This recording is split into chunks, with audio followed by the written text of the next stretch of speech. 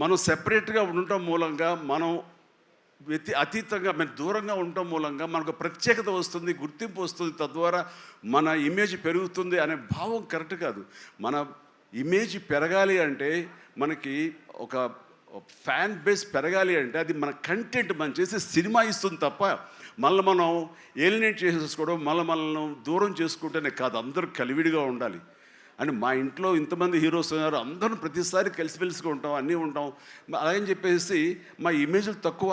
ఈ రోజున పవన్ కళ్యాణ్ ఏబీలో కనిపించగానే ఇది అన్నారు, దాన్ని గర్వపడాలి.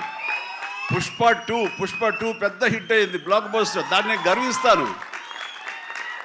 అండ్ తర్వాత ఒక్కోసారి సినిమాలు ఆడచ్చు ఆడకపోవచ్చు, కానీ మనం ఏవైనా సరే ఇండస్ట్రీలో ఒక సినిమా ఆడింది అంటే ప్రతి ఒక్కరు హర్షించాలి.